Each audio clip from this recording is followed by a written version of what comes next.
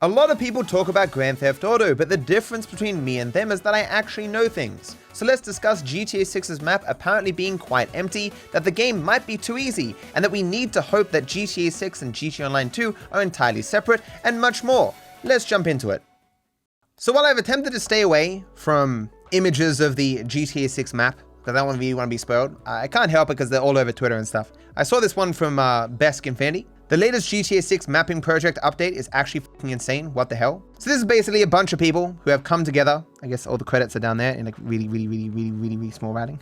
It's people coming together and like analyzing all the leaks and the little bit of official material that we've received to try to make a map of what's actually in the game. And there's all this empty space, but it could be filled by stuff. But I said upon seeing this map, if the GTA 6 map does end up being as big and having as much open space as theorized, I hope this means Rockstar plans to add more cities in later updates. One barely accessible new island for GTA Online in 10 years was not great. Like, I wrote this thinking in my head of like World of Warcraft, where they would add updates and add whole new islands quite frequently and new regions and stuff and remodel different cities for events and whatnot. And despite GTA Online existing for so long, they never really did anything like that. And I thought it was kind of a missed opportunity. But again, as we often say, I don't think they thought that GTA Online would last as long as it did, so they never really planned for that stuff. But it'll be interesting if they do plan for that moving forward, where they'll have like a big, huge expansion and add an entire fucking city to the game.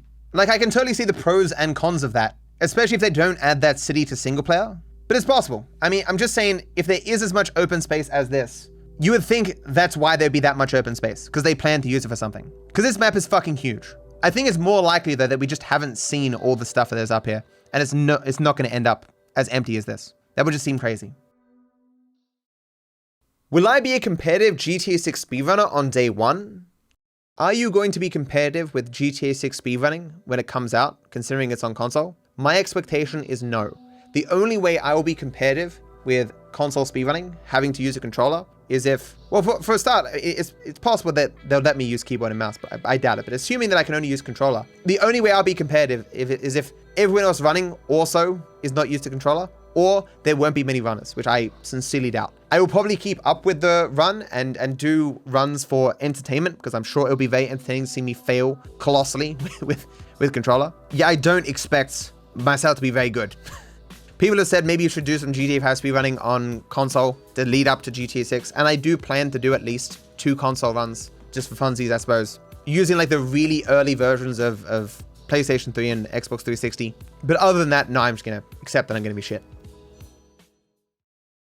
Will I focus on GTA 6 or GTA Online content? Since you've recently become more interested in the GTA Online content, do you think you'll put immediate focus on GTA 6 Online content when it releases, or would you rather exclusively make content about single player for starters? I hope that GTA 6 Online doesn't release with GTA 6 and they give it a year or two, so I can not make that decision day one.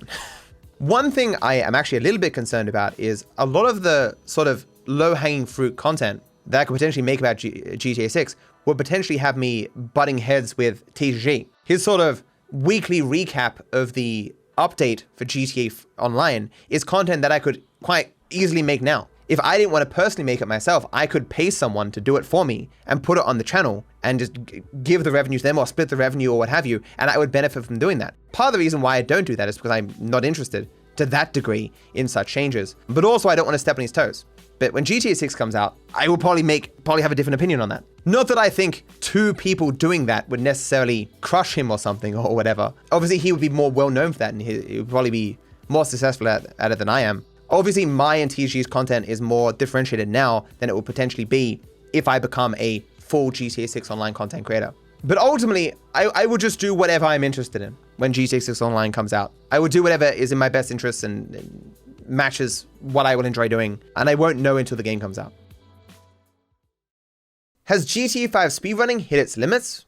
Do you think GTA 5 speedruns will forever continue to be improved upon? Or will someone eventually reach the fastest possible time, and the best that people can do is match that time? Speedruns will forever constantly be improved until people just stop running the game. There is always tiny optimizations that can be found, especially in runs that are 6 hours long. There are some very small speedruns that reach the point where they've literally hit the maximum possible, even conceptually, like using like tools to determine what that is. But GTA 5 is so far off that. Every single time you think there's nothing left to be found. Something new you just found and it changes everything. Especially considering how many categories there are for GTA 5. What's going to stop GTA 5 being improved upon is when GTA 6 comes out and no one has any interest in running GTA 5 anymore. And even when there's like less competition in GTA 5 speedrunning, if you want to get to a level of skill where you can beat world record without any new strategies being developed, you need to spend a lot of time to do that. So when GTA 6 comes out, the amount that world record changes hands will be even less than it does now. Don't the older GTAs have runners? That is true, but I think the differences between the older GTAs and GTA 5 is not going to be as much as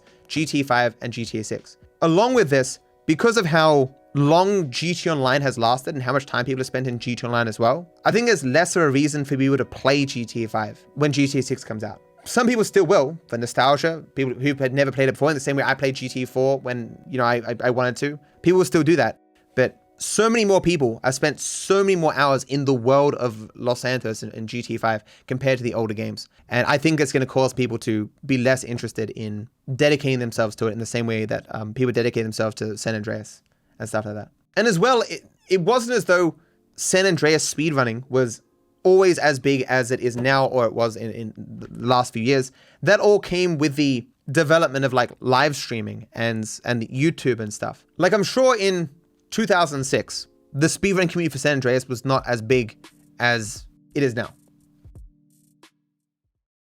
GTA 6 and GTA Online need to be separate. So this is something I've complained about before, but I saw someone mirroring my thoughts on Twitter from Kovac. I can't put into words how much I hate that a 2013 game needs 112 gigabytes. They should have separated GTA 5 and GTA Online years ago so we can just get the single player, which is half the size. He's right, I think it is half the size, maybe even slightly less than that. In the Speedrun Discord, you can actually download a copy of the game that has all the extra stuff stripped out, and it is, I think, under 50 gigabytes, if I'm remembering correctly. 112 gigabytes, a lot of space. Oh, it's 32 gigs? I added on to this. The lack of separation between GTA 5 and GTA Online caused endless issues for very little gain. I hope Rockstar doesn't repeat this for GTA 6. Like in theory, you could understand how, you know, you're just playing the single player game, someone messages you and it's like, hey, jump on online, and you just press a button and you immediately jump into it. That's a cool idea. Like I can understand why they would want to do that, but it just caused so many problems to have that one little bit of ease of access or whatever. Just having them be separate would avoid a lot of those issues, except that to have them separate entirely, I think you would end up having to download, in many cases, the same assets. It's like if you only want a GTA 5, it would save you a lot of space. But if you want a GTA 5 and GTA Online completely separate, you'd probably have to download the same assets in two different places on your PC. So it'll probably end up taking up more space. So actually, I don't think having them separate would actually end up saving a lot of space, except that my main issues relate to like the actual gameplay, where the monkey business bug, where the mission despawns or whatever, that happened because of stuff from GTA Online, apparently. There's random text that appears in different spots. I'm going to go over all over this again, but the constant updates to GTA Online have impacted GTA 5, and that's just silly, right? They stopped updating GTA 5 like 7 years ago or something, but it still gets impacted by stuff they put in GTA Online, and that just is silly to me. Considering that on console, they have separated the online and the single player, I think it is suggestive they'll do the same thing for GTA 6. However they're going to handle it, I don't think they're going to handle it exactly as they did GTA 5 and GTA Online. Will a lack of modding hamper my GTA 6 content? Have your content plans changed knowing there is no potential for modding until it comes to PC? I'm assuming it's only going to be like a year for the wait in the same way it was for GTA 5. In the same way it was for Red Dead 2 as well, even though that was a terrible PC launch. And I think there's more than enough for me to do just in vanilla gameplay without any modding. In the same way that like I speedran for 6,000 hours just in the vanilla game, basically. I don't think I need mods to make content, but it does make it easier. If anything, not having the mods available for anyone is probably a good thing, because it means that we can, like, I guess no one has a head start, or I won't have to like choose between doing the modded runs versus doing more lower hanging fruit like tutorials and facts and glitches and just playthroughs of the game and all that jazz. I don't have to pick because only one of them is going to be available. And when I've done all that stuff over the course of a year, then I'll jump into all the modding stuff, and that should be good. Is GTA 6 going to be too easy for millions of players? So I had a passing thought about GTA 6, so I put it on Twitter. I fear GTA 6 will be too easy for me to enjoy to its fullest. Rockstar doesn't do difficulty options, so balancing it for both those who have spent the last 10 plus years playing GTA 5/GTA Online and those with just a passing interest or just started with GTA 6 will be tough. As people rightly pointed out, calling me out for my bullshit, they were like, Matt, come on man, it's gonna be on console first, and you suck with controllers. You can barely shoot with a controller. It's not gonna be too easy for you. I was like, oh yeah, forgot about that. Whoops. With that being said though, when it comes to PC, potentially it'd be too easy. I do think that's a problem when you directly port a game from console to PC that's a shooter, because it's not like they're gonna retool the difficulty and you're gonna have a mouse and keyboard to handle the difficulty that was necessary for console players with a controller to feel as though it's a bit difficult, right? Like those statements alone, talking about how it's gonna be on console, were enough to be like, this is bullshit, which is true. I suppose this can be said then for those who've been playing on console for the last 10 years with GTA 5. Will it be possible for such people to find GTA 6 difficult?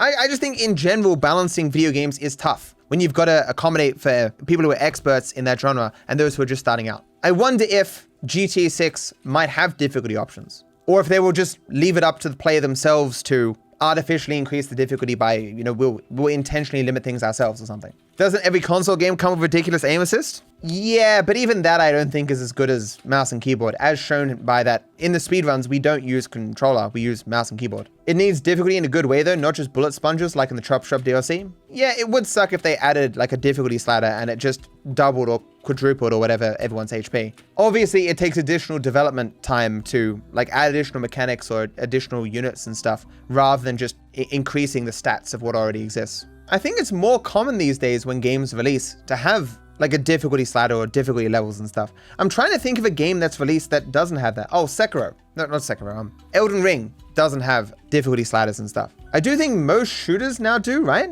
GTA has never had difficulty options. Yeah, that's true. Why would you want them now? I just think because of how long GTA 5 existed and how popular GTA Online was, that people in general are better at the GTA game loop or whatever than they were in the past. The average person played GTA 4 once, played GTA 3 once, played GTA SA once, and that was a smaller portion of the gaming market. Now there's just more people who have played GTA Online for years and years on end, getting used to those mechanics. And if GTA 6 has in any way similar mechanics, there's gonna be more people who are more skilled and better able to take on the game. Like recently playing Red Dead 2 on PC, it was too easy, especially when I didn't limit myself using the special ability. On console though, it was difficult as hell. So I imagine that's probably gonna be my similar experience in GTA 6 then. What GTA 5 special ability do I want returning in GTA 6? If you could carry one ability forward to GTA 6 from GTA 5, whose would you pick? Trevor's, Michael's, or Franklin's? I mean, it's clearly gonna be Franklin's. It's actually gonna be hard to imagine playing another GTA without having the ability to do all the cool boosting and stuff with Franklin's ability. Trevor's and Michael's, like, who cares, right? But Franklin's ability fundamentally changed how driving could be done. And it made it so satisfying to fly around Los Santos at the speed of, 300, 400, 500 kilometers per hour and still be able to control yourself because you had a special ability. Without that, it's gonna heavily limit your ability to do that kind of stuff. What new feature will GTA 6 bring to the table? What new thing do you think GTA 6 is going to bring to the table? It says GTA 5 brought heist and online. I mean, there was a GTA 4 online, but obviously GTA Online was far more expansive. San Andreas brought extensive customization, outfits, etc. Is GTA 6 just going to be like the best elements from all the other GTAs, but just in a better engine and more fine-tuned and optimized? I can't think of like a specific thing. There'll be some major new feature that GTA 6 can do, but I suppose I'm not the one making GTA 6. More accessible buildings. But then again, some of the other GTAs had more enterable buildings than I think, or at least as a percentage, than I think GTA 5 did. Like I think GTA 4 had more as a percentage than GTA 5. And I've heard that that's one thing that GTA 6 wants to do, have a lot more buildings be enterable. And I do think that would differentiate it significantly from GTA 5. But then again, that's not really a new big thing, right? Yeah, I'm not sure. Nothing comes to mind, like other than that. Is it Rockstar or Take-Two who is to blame for GTA Online's monetization? Is it right to blame Rockstar or Take-Two for the cash grab that GTA 5 Online has become? Take-Two has always been known to be a cash grabbing company, and they are the parent company of Rockstar Games. We've talked about this before, but I mean, they've been together for what, like 20 years or something, right? When did Take-Two buy Rockstar Games? In 1999. Obviously, I have no experience in being a part of a company that large, but it's hard for me to imagine that there hasn't been some like blending of culture between Rockstar and Take-Two in over 20 years, right? Could it really be the case that like no one at Rockstar wants to make more money with GTA 5 Online and it's just all coming from Take-Two? Like you'd assume there'd be hirings between the company, right? Person would move from Rockstar to Take-Two, Take-Two to Rockstar, that kind of thing. And they take their mentality between the two companies. Companies in general want to make more money. I'm sure there are people at Rockstar who are like, can we stop fucking doing this? This sucks. Like, let's just make some games. But I'm sure there are people at Rockstar who are just like, let's gotta get some more money from GTA Online. So while I don't know to what degree Rockstar or Take-Two are to blame, I think throwing blame at both of them probably makes some sense. Will GTA 6 feature a shocking controversial scene like GTA 5? Do you think there will be another scandalous mission/scene in GTA 6 with a similar reaction to the media of the torture mission in GTA 5? If so, in what direction do you think it will go? Impossible for me to predict, but I think I can confidently say that there will be things like that in the game. Rockstar will want to push at least some boundaries, have things that cause shock, maybe revulsion, or what have you. Isn't it based like in a fictional kind of Florida world, and Florida is known for weird, wacko, out there stuff, and the trailer had a lot of that stuff in it as well. Rockstar has said in the past, you know, they have used outrage for their own benefit in terms of marketing the game. They clearly don't need that at this point. But that stuff is just interesting. I'm sure they'll have ideas like that generate attention like that. Although, as we have said in the past, I do think people now are more accepting of violence in video games than they were back in 2013. I don't think if they had that same torture scene in GTA 6, that it would cause as much ire as it did back then. Who knows how much of that was just Fane's bullshit anyway, based off people wanting to just write articles about something about the hit new game that was coming out. Who knows? It feels so tame compared to looking at Mortal Kombat and watching people like just reach into a person's head and pull out their spine and stuff, you know? Should GTA 5 have used branching story paths?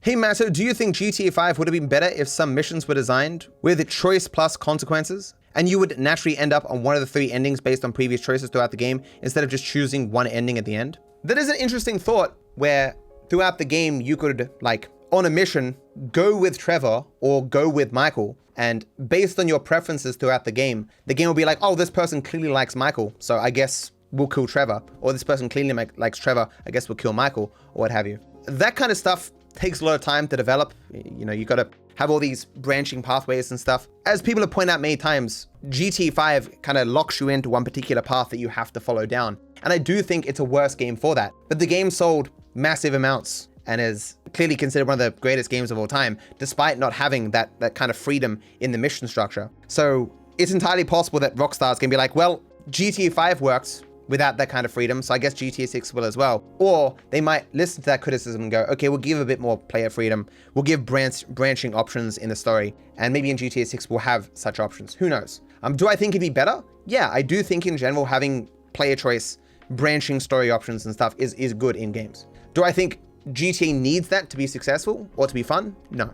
I mean, certainly that it also does come with downsides where throughout the game, you'd have to be thinking, if you knew there was multiple endings, you'd be like, okay, if I make this choice, what could that possibly mean in the future? Like, it would suck if you got to the end of your playthrough and you got an ending that you didn't want. I guess that might force you to play through it again, but I'm sure most people prefer to be able to pick their desired ending, but everything has trade-offs, right? Was I ever close to speedrunning GTA 4? Have you ever thought about speedrunning GTA 4 before you did GTA 5? There was never a thought in my mind about speedrunning GTA 4 before GTA 5, because GTA 5 was the first GTA that I really got into. The only reason I ended up playing 4 and all the other GTAs was because of my interest in GTA 5. In fact, the first time I played 4 was only because I had all the world records in GTA 5 speedrunning. And when I had all the world records, I did contemplate speedrunning GTA 4. Probably multiple times in my career, I've downloaded all the materials, I've watched the world records, and I've learned some rudimentary stuff about the speedrun of both like San Andreas and GTA 4, and it just never got off the ground. Usually what happens is I would lose my world record in GTA 5 and to go back to speedrunning that again. It just never came to fruition, and I don't like GTA 4 or San Andreas as much as I do GTA 5. It could be a matter of familiarity and how much the games differ from GTA 5. That is not dismissing the runs and those who do them. They're very interesting as well, but just not my bag.